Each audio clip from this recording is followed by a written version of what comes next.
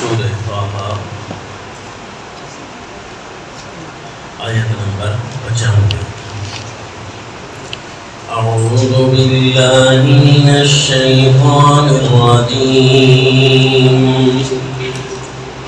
بسم اللہ الرحمن الرحیم۔ قال فما خطبك يا سامري؟ قال بصرت بما لم يبصروا به فقبضت قبضة من أثر الرسول فنبذتها وكذلك سولت لي نفسي۔ قال فاذهب فإن لك في الحياة أن تقول لا مساس وإن لك موعدا لن تخلفه وانظر إلى إلهك الذي ظلت عليه عاكفا لنحرقنه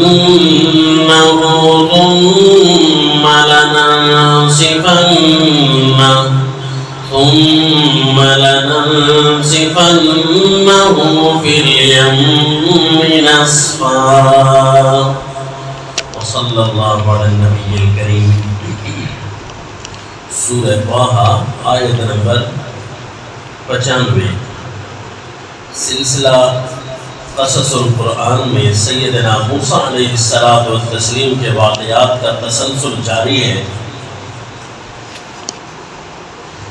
کہ جب رب کریم نے انعامات فرمائے تھے بنی اسرائیل پر نجات فرعون کے بعد، ان احسانات کا بدلہ تو کوئی نہیں اتار سکتا، لیکن شکریہ تو کرنا تھا۔ لیکن اس شکریہ کے امتحان میں پھنس گئے تھے بنی اسرائیل، بجائے شکر کے شرک ان سے سرزد ہو گیا۔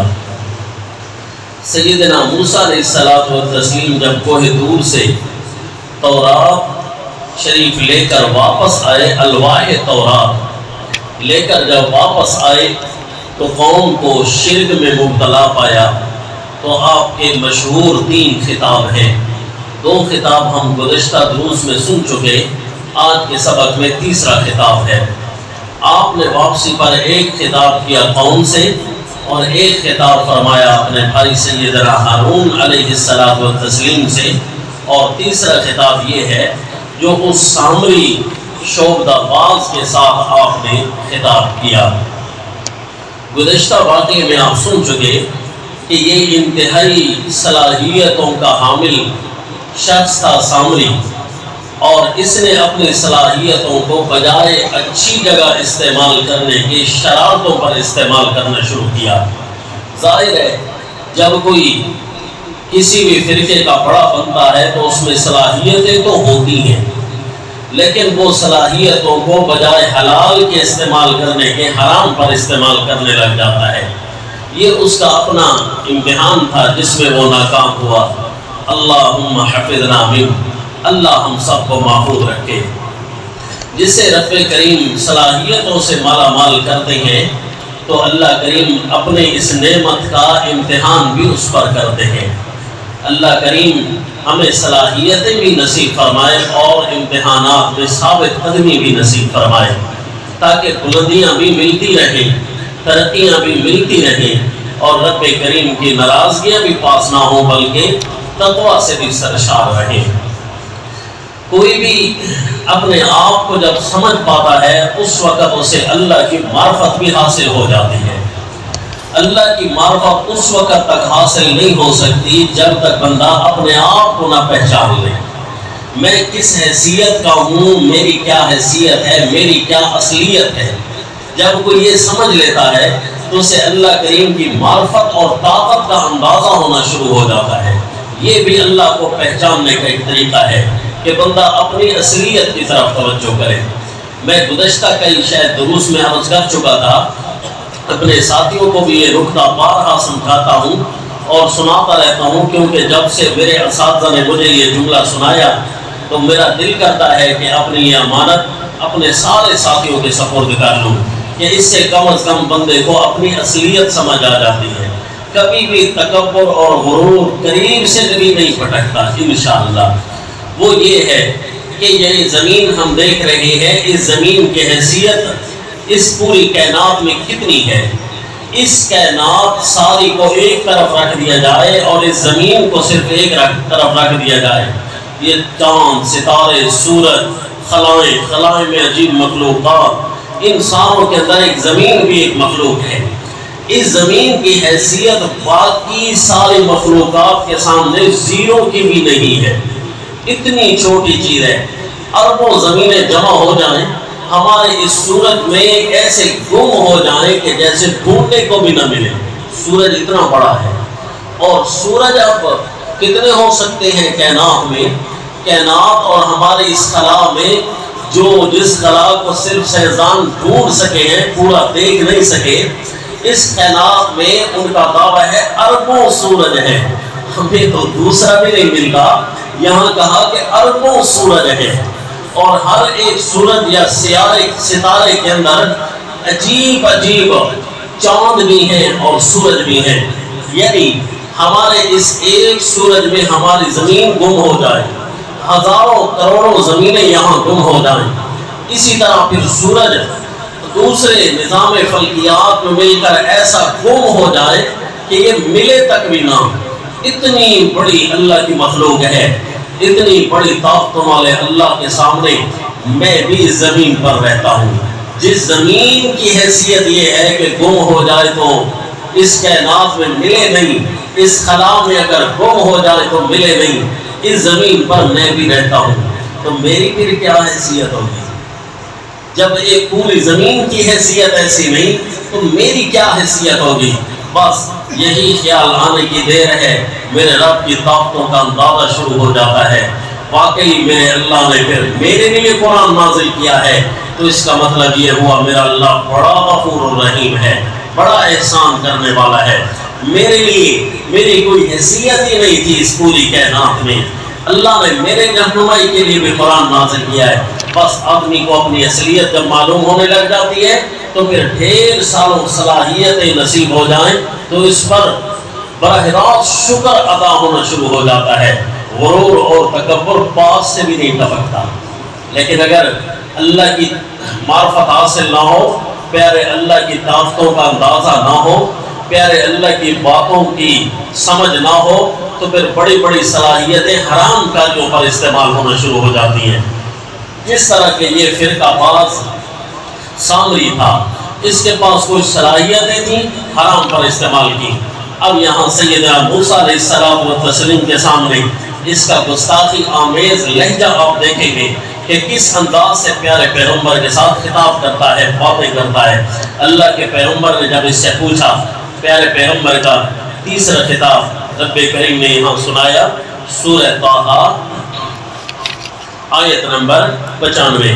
بس اس سامری کی باتوں کو دیکھ کر، اس اگوان کو دیکھ کر، اس بڑے کو دیکھ کر کہ شرک کا اگوان تھا لوگوں کا، یہ بہت بڑے فرقے کا بانی تھا، یعنی گائے کی عبادت کروانے والا یہ بہت بڑا فرقے کا بانی تھا۔ اس کے بعد پھر یہ سلسلہ رکا نہیں ہے، اگرچہ اللہ کے پیغمبر نے اپنی ذمہ داری پوری کر دی تھی، لیکن شیطان نے یہ شرک متعارف کرا کر تاحال بھی یہ گوشالے کا جو شرک ہے تاحال بھی جاری ہے۔ اللہ باللہ، یہ ہندو لوگوں کے اندر یہی سلسلہ آج تک جاری ہے۔ اور اس واقعے کو دیکھ کر، اس اگوان کو دیکھ کر اپنے لیے استغفار ضرور کریں، اللہ کریم آپ کو امامت نصیب کرے، دو مقتدی ہوں آپ کے، تیسرے آپ امام ہو، سمجھو آپ اگوان بن چکے ہیں۔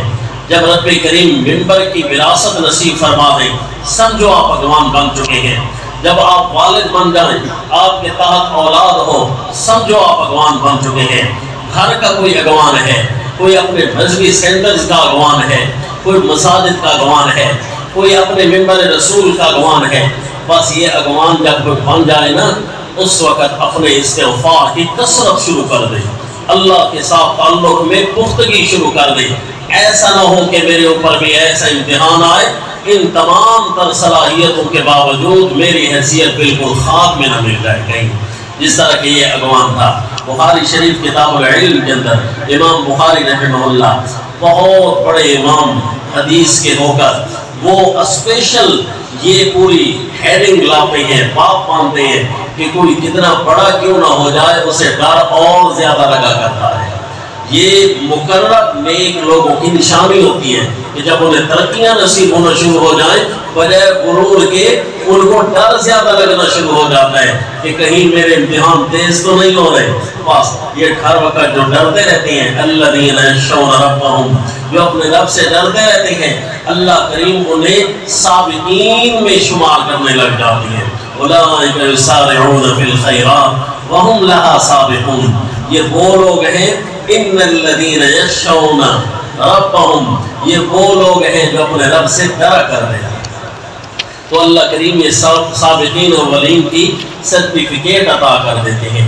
اب یہ دیکھیے اس اگوان کا حال. یہ سورہ طٰہٰ آیت نمبر 95 فرمایا اعوذ باللہ من الشیطان الرجیم بسم اللہ الرحمن الرحیم. قال فما خطبك يا سامري قال بصرت بما لم يبصروا به فقبضت قبضة من أثر الرسول فنبذتها وكذلك سولت لي نفسي. قال پیارے پیغمبر سیدنا موسیٰ علیہ السلام نے ارشاد فرمایا فما خطبک یا سامری، تیری کیا بڑی مجبوری تھی اے سامری. خطب الامر العظیم کو کہتے ہیں. کوئی اتنی بڑی مجبوری تو تھی نا کہ تجھے یہ شرارت کرنی پڑی. کیا تھی تیری بڑی مجبوری؟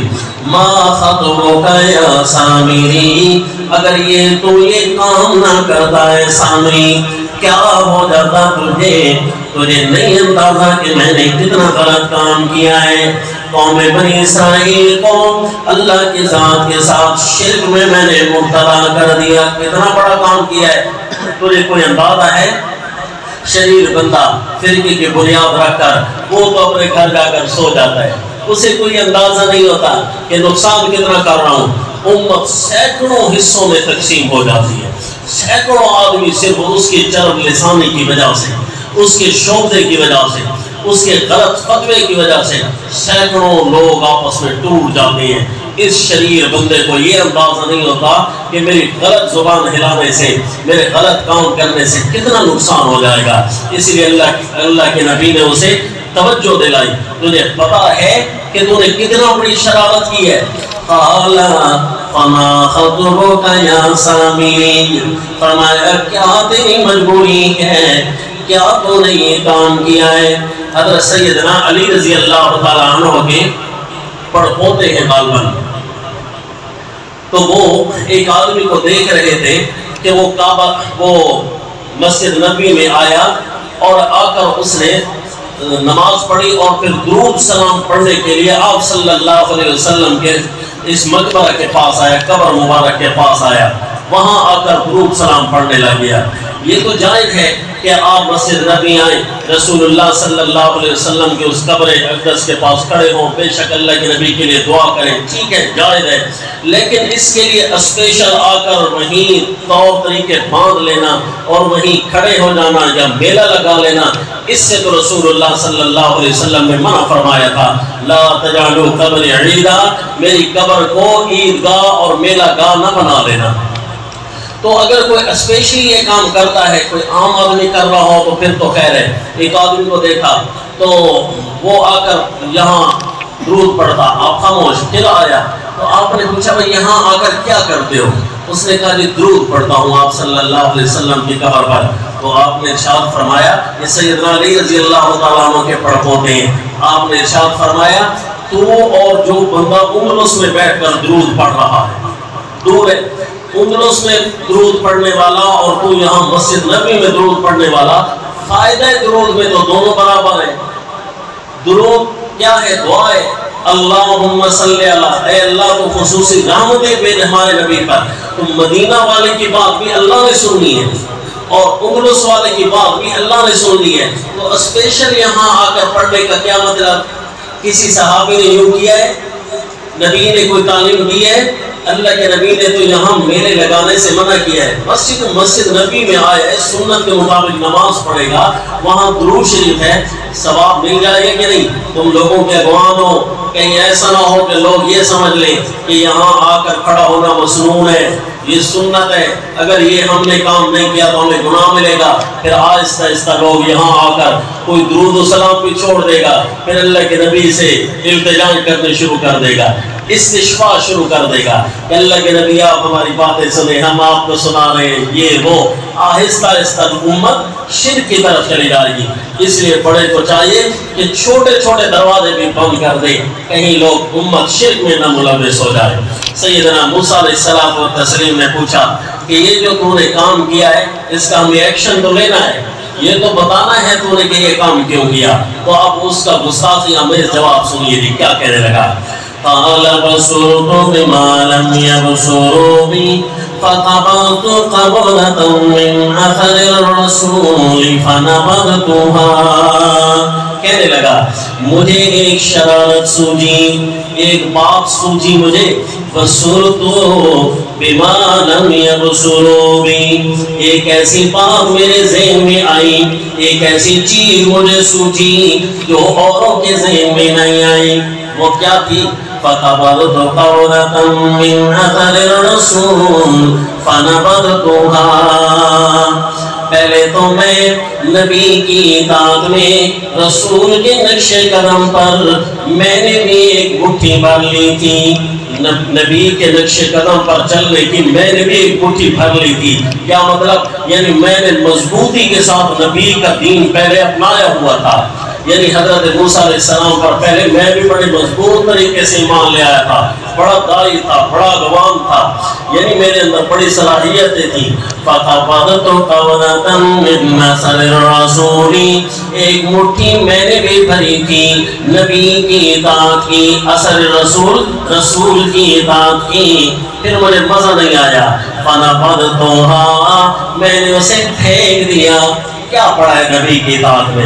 لا حول ولا قوت الا باللہ۔ جس طرح آج کل کو کہہ دیں تو مسواک میں کیا پڑھا ہے، جس طرح کو کہہ دیں بھائی ٹکنوں سے سلوار کو اوپر کرنے میں کیا پڑھا ہے، بھائی پہلے دائیں پاؤں جوتے میں ڈالنے اس میں کیا پڑھا ہے، کوئی یہ کہہ سکتا ہے؟ وہ اصل میں اس کے فوائد سے جاہل ہوتا ہے، اسے پتہ نہیں۔ بیماریاں 70 بیماریوں سے شفا ملتی ہے، 70 بیماریوں سے بچا رہتا ہے اگر کوئی مسواک کرے تو۔ اگر کوئی کہے کیا فرق ہے میں مسواک نہ کروں، مسواک تو نہیں کرے گا، 20-30 سالوں کے اندر ہو سکتا ہے ان 80 بیماریوں میں مبتلا ہو جائے، تو تب وہ کہے گا ہاں بھائی مسواک تو کرنا چاہیے، لیکن اس وقت دام رہیں گے نہیں مسواک کرنے کے، اور اس وقت لوگوں کو فضائل سنا نہیں سکے گا کیونکہ بستر مرگ پر پہنچ چکا ہوگا۔ تو لہذا شریعت کو چیلنج نہیں کیا جائے، شریعت کو آزمایا نہ جائے، اس کو صرف فالو کیا جائے، اس کی صرف اتباع کی جائے۔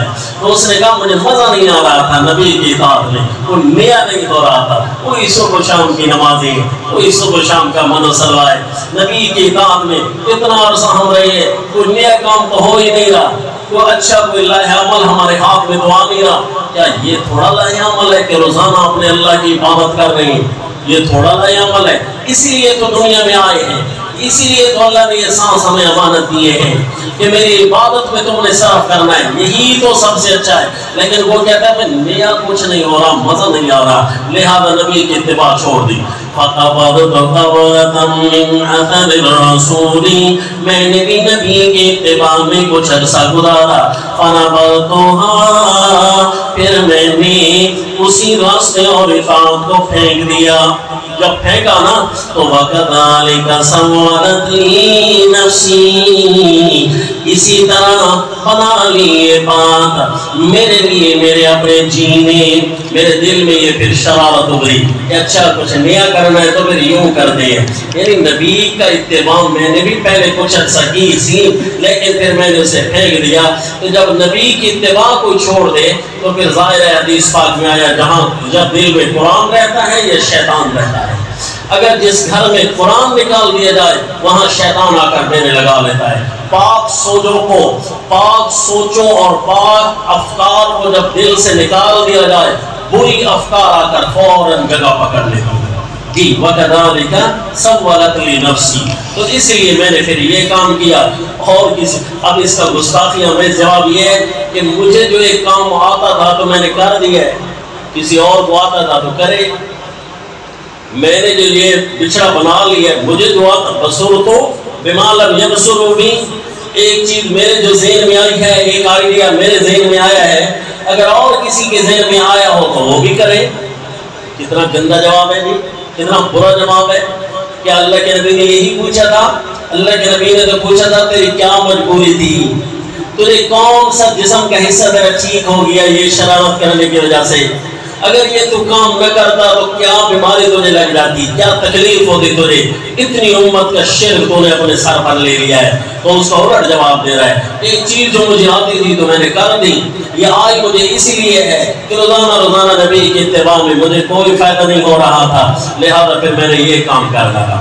تو اس آیت کی تشریح میں جو میں نے عرض کیا ہے، تو اس سلسلے میں ایک اور بھی روایت مشہور ہے اور یہ بہت زیادہ چل رہی ہے، وہ یہ ہے کہ اثر رسول سے مراد جبرائیل امین اور اثر اس کے پاؤں بلکہ اس کے گھوڑے کے پاؤں، من اثر فرس رسول۔ تو اگرچہ فرس پر دلالت کرنے کے لیے کوئی ایسا لفظ موجود نہیں ہے، نہ کوئی صحیح حدیث ہے، نہ کوئی ایسی کوئی بات ہے کہ حضرت جبرائیل امین گھوڑے پر جا رہے تھے تو جب یہ دریا سے پار ہوئے حضرت جبرائیل امین بھی امداد کے لیے پہنچے ہوئے تھے۔ اور یہ ایک ایسا مقام ہے کہ بہت سارے تفسیروں کے اندر صرف یہی نقل کر دیا گیا ہے، تھوڑی نہیں، بہت ساری تفسیروں کے اندر۔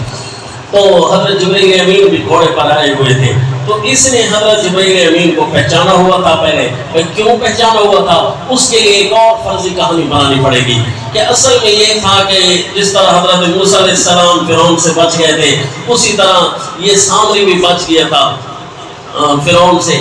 اس کو ماں جنگل میں چھوڑا، اس کو ماں نے دریا میں بھیج دیا، دریا والا پہنچ گیا فرعون کے پاس، اور یہ جو تھا اس کو حضرت جبرائیل امین آ کر 2 انگلیاں اس کے منہ میں ڈالتے، ایک میں شہد نکلتا، ایک سے دودھ نکلتا، تو یہ پورا کا پورا نقشہ بنانا پڑے گا۔ پھر یوں اس نے حضرت جبرائیل علیہ السلام کو پہچان رکھا تھا، تو بڑا ہو کر تو اس کو نظر آئے نا دوبارہ حضرت جبرائیل امین کو یہ پہچان گئے، اور پھر حضرت جبرائیل امین کا گھوڑا جب آگے چلتا نا تو پاؤں جہاں اس کے پاؤں لگتے تھے وہیں گھاس پیدا ہو جاتی تھی۔ تو اسی لیے سے پتہ چل گیا کہ اس کے اندر اثر حیات ہے، پاؤں کی مٹی میں کچھ ہے، لہذا اس نے فوراً سے پہلے بچھڑا بنایا، بچھڑے کے اندر جیسے مٹی پھینکی نا بچھڑے کے اندر اثر حیات پیدا ہو گیا، تو لہذا وہ آوازیں نکالنا شروع ہو گئی۔ تو یہ ساری کہانی بنانی پڑے گی، اور عامت المفسرین اس قول کو نقل کرنے میں انتہائی مجبور ہوئے، اس لیے مجبور ہوئے کہ دوسری تفسیر منقولی نہیں تھی۔ اگر منقولی تفسیر موجود ہو تو معقولی تفسیر کو چھوڑ دیا جاتا ہے۔ واللہ علم، عجیب اللہ تعالیٰ کی دنیا میں امتحان آئے ہیں، شاید یہ آیت بھی ان امتحانات میں سے ایک امتحان ہے، اس کی منقولی تفسیر امت تک نہ پہنچی، تو یا کوئی ذریعہ ایسا بنا۔ بہرحال یہ تفسیر کسی صحیح سند سے منقول نہیں ہے۔ موجودہ تفاسیر میں یہ مفسر روح المعانی رحمہ اللہ اس ساری تفسیر اکثر کی ذکر کرنے کے بعد وہی جو حضرت جبرائیل امین والی ہے وہی نقل کرنے کے بعد فرماتے ہیں کہ ایک ابو مسلم الاصفہانی وہ یہ قول کرتا ہے کہ یہاں سے مراد یہ نہیں ہے حضرت جبرائیل امین یا ان کا گھوڑا۔ اور اردو تفاسیر میں تفسیر حقانی، یہ بہت بڑے متکلم تھے جن کے عقائد اسلام حقانی بھی مشہور ہے، اور یہ بہت بڑے فلسفی گزرے ہیں۔ اتنے لائق آدمی تھے کہ ان کا اپنا ایک استاد غیر مقلد بھی تھا. اس غیر مقلد استاد کے پاس پڑھنے کے باوجود انہوں نے علم حدیث میں ڈٹ کر ان کا مقابلہ کیا تھا. تو یہ بہت بڑے اچھے مفسر گزرے ہیں. نسبتاً باقی اردو تفاسیر میں ان کی تفسیر جو ہے عقلی حساب سے بڑی طاقتور ثابت ہوتی ہے. تفسیر حقانی جس کو ہم کہتے ہیں, انہوں نے بھی اسی جگہ پر آ کر پورا ایکشن لیا ہے اسی روایت کا کہ جب ایک چیز قرآن و حدیث میں نہیں ہے, حضرت جبرائیل امین والی بات, تو ہم کیوں اسے اپنی طرف سے نقل کر سکتے ہیں. سادہ سی بات ہوئی ہے جس کا سیاق سباق پوری تائید کر رہا ہے کہ سیدنا موسیٰ علیہ السلام کو جب یہ جواب دیا نا کہ آپ کی اطاعت میں, رسول کی اطاعت میں میں نے کچھ عرصہ گزارا, پھر مجھے مزہ نہ آیا, میں نے چھوڑ دیا, اور یوں آ کر میرے نفس نے میرے لیے یہ شکل ایجاد کی, تو سیدنا موسیٰ علیہ السلام نے فرمایا قال فَالْهَمْ فَإِنَّ لَكَ فِي الْحَيَاةِ أَن تَقُولَ لَا مِسَاسَ وَإِنَّ لَكَ مَوْعِدًا لَّن تُخْلَفَهُ وَانظُرْ إِلَىٰ إِلَٰهِكَ الَّذِي ظَلْتَ عَلَيْهِ عَاكِفًا. آپ نے فرمایا فَاذْهَبْ, چلا جا اب ہم سے, یعنی اب تو ہماری محفل کے قابل نہیں, دھلکار دیا اپنے سے, کیونکہ یہ شرک کا موجد ہے. بنی اسرائیل میں کہیں اور فتنہ نہ برپا کر دیں, اپنے سے دور کیا. فرمایا تو دور ہو یا نہ ہو, مجبوری بن جائے گی تیرا دور ہونا. کیسے جی کہ فَإِنَّ لَكَ فِي الْحَيَاةِ أَن تَقُولَ لَا مِسَاسَ, تیرے لیے زندگی میں یہ سزا ہے کہ تو لوگوں کو کہتا پھرے گا لا مساس, مجھے کوئی نہ چھوئے, مجھے ٹچ نہ کرو. وہ ہاتھ لگاتا اس کے جسم کو, درد سے کرانے لگ جاتا, بھاگ جاتا دور.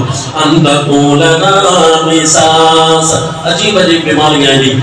ان بیماریوں میں سے ایک بیماری یہ بھی ہے, اگر کوئی اس مریض کے ہاتھ اس جسم کو چھوئے نا تو اس آدمی کو درد لگنے لگ جاتا ہے. ہم نے بھی اپنی زندگی میں ایک ایسا آدمی دیکھا ہے کہ وہ چرس اور شراب پیتا تھا, تو اس کو جب ہم چھوٹے تھے تو اس کے قریب سے گزرنے لگتے تو دور بھاگ کر ہم سے گزرتا, ہم پھر جان بوجھ کر اس کو سلام کہتے جاتے, تو وہ دور ہو کر ہٹ جاتا اور کہتا بھائی مجھے سلام نہ کرو. تو جب یہ آیت ہم نے پڑھی تو پھر وہی نقشہ سامنے آ جاتا تھا کہ شاید ایسی بیماریاں دنیا میں ہیں, لیکن اس کو تو وہ بیماری سزا کے طور پر مل گئی. ان تقول لا مساس, تاکہ تو لوگوں کو یہ کہتا پھرے لا مساس, مجھے ٹچ نہ کرنا, مجھے ٹچ کرو گے, مجھے چھو گے تو مجھے تکلیف ہونے لگ جائے گی. اور جس کی قریب قریب شکل ابھی کرونا کی گزری ہے, کرونا میں یہ ہے کہ اس آدمی کو تو تکلیف نہیں ہوتی تھی ٹچ کرنے سے بیمار کو, البتہ جو ٹچ کر رہا ہوتا تھا لوگ اسے کہتے تھے کہ بھئی اس کو بیماری لگ جائے گی, اگرچہ اسلام اس کی تردید کرتا ہے. فَإِنَّ لَكَ فِي الْحَيَاةِ أَن تَقُولَ لَا مِسَاسَ وَإِنَّ لَكَ مَوْعِدًا لَّن تُخْلَفَهُ, اور تیرے لیے ایک اور ایسا وعدہ بھی ہے جس کی تجھ سے ہرگز خلاف ورزی نہیں ہوگی, یعنی ایک اور بھی عذاب تجھے ملنے والا ہے. یہ عذاب بھی تجھے ملے گا اور ایک اور عذاب یعنی جہنم کا بھی تیرے ساتھ وعدہ ہو چکا ہے کہ تجھے یہ کام اشارہ مل گیا, اتنے شرارتی ہے کہ یہ توبہ بھی نہیں کرے گا, اسی حالت میں مرے گا. وانظر الى الہک الذی ظل علیہ عاکفا, اب خود انصاف سے بتائیے کہ وہ جو بچھڑا تھا اس کے اندر کوئی پاور تھی, کوئی طاقت, کوئی سانس لینے کی چیز کوئی ایسی نہیں تھی, تو پھر وہ ہم تفسیر کیسے بیان کر سکتے ہیں جس میں یہ ہے کہ اس کے اندر مٹی ڈالنے سے اثر حیات پیدا ہو جاتا تھا, اس کے اندر کوئی نہ کوئی بچھڑے کی شکل کے اندر طاقت اور روحانیت پیدا ہو جاتی تھی. حضرت سیدنا جبرائیل, لوگ تو کہتے بھائی ہم خود سن رہے ہیں, خود دیکھ رہے ہیں کہ یہ بول رہا ہے, بھئی اس کے اندر تو بڑی پاور ہے, اس کے اثر کو تو ختم کرنا ہے, نہ یہ کہ اسے اور زیادہ مبارک بنا کر پیش کرنا ہے. لہذا فرمایا کہ یہ جو تو نے بچھڑا بنایا ہے جس کے ساتھ سامنے کو جم کر بیٹھا رہتا تھا, اب اس کو بھی ہم لوگوں کے سامنے جلائیں گے. لَنُحَرِّقَنَّهُ ثُمَّ لَنَنسِفَنَّهُ فِي الْيَمِّ نَسْفًا, ضرور ہم اسے جلائیں گے اور ہم اسے دریاؤں میں بہا دیں گے. سونا چاندی جب پگھلتا ہے پانی بن جاتا ہے, راکھ نہیں بنتا، لننسفنہ یہ راکھ کے لیے استعمال ہوتا ہے۔ تو عین ممکن ہے کہ اللہ تعالیٰ کے پیغمبر کا یہ معجزہ ہو کہ جب جلایا بجائے سے کہ وہ لیکوڈ مادہ بن جاتا یا وہ پانی سا بن جاتا، وہ اللہ تعالیٰ نے اسے راکھ بنا دیا۔ ثم لننسفنہ فی الیم نسفا، یا کوئی ایسی چیز ہو کہ سیدنا موسیٰ علیہ السلام بھی تو عقل مند تھے، ان کے پاس بھی کوئی ایسی چیز تھی کہ اس کو جلانے کے بعد اس کو راکھ کی شکل آپ نے دے دی۔ لنحرقنہ ثم لننسفنہ فی الیم نسفا، یہ جو ہے چیز ایسی ہے کہ اسے ہم جلائیں گے اور لوگوں کے سامنے ہم اسے دریا میں ڈالیں گے، پانی میں بہائیں گے، لوگوں کو پتہ چل جائے۔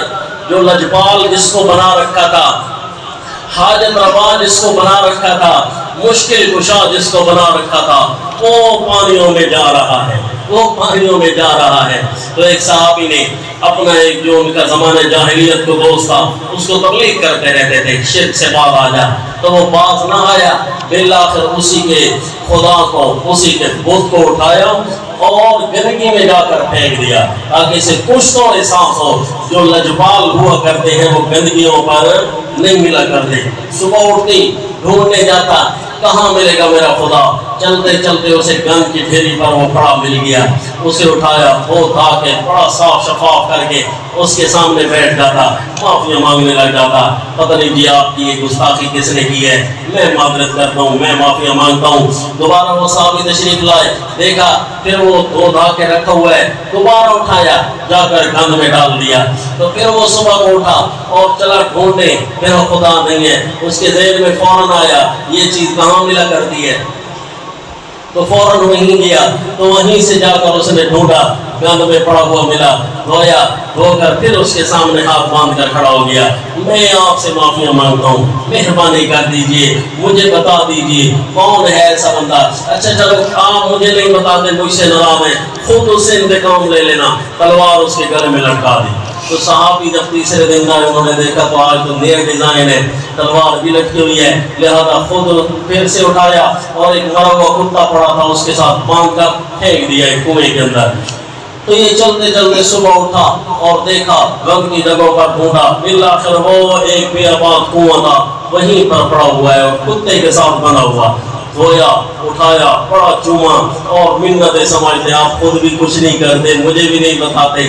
بالآخر وہ تیسرا دن ہے صحابی کی یہ جو ہے ایک غیر محسوس طریقے سے تبلیغ تو تھی نا، وہ اس کے ذہن پر بار بار یہ دستک تو ہو رہی تھی نا کہ علاج یوں ہوا تو نہیں کرتے، جو اپنے آپ کو نہ بچا سکے وہ دنیا کے لجپال کیسے ہوتے ہیں، حاجت روا مشکل کشا کیسے ہوتے ہیں۔ بالآخر فوراً اس کے ذہن میں نکتہ بیٹھا نا، اس نے وہی تلوار نکال کر اسی اپنے خدا کو ٹکڑوں میں بدل دیا۔ اس نے کہا تاللہ لو کنت الہا لم تکن انت وکلب وسطیر فی قرن، قسم اللہ کی اگر تو الہ ہوتا نا کتے کے ساتھ بندھا ہوا یوں نہ پڑا ہوتا، الہ یوں نہیں ہوا کرتے۔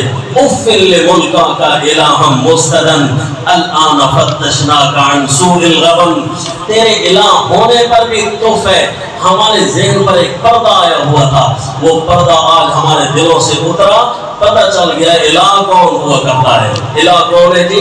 انما الہکم اللہ الذی لا الہ الا ہوا وسع کل شیء علما، الہ تو وہ ہے جس کی الوہیت دنیا میں پھیلی ہوئی، جس کا علم دنیا میں پھیلا ہوا۔ اللہ کے پیغمبر کے دین خطاب ختم ہوئے، اب دوبارہ آپ بنی اسرائیل کی طرف پلٹیں گے کہ تمہارے لیے اللہ نے وحی کی ہے، تم نے جو شرک کیا ہے تمہاری معافی کا بھی ایک ترتیب اور انتظام الگ سا بنایا ہے۔ انشاءاللہ درس میں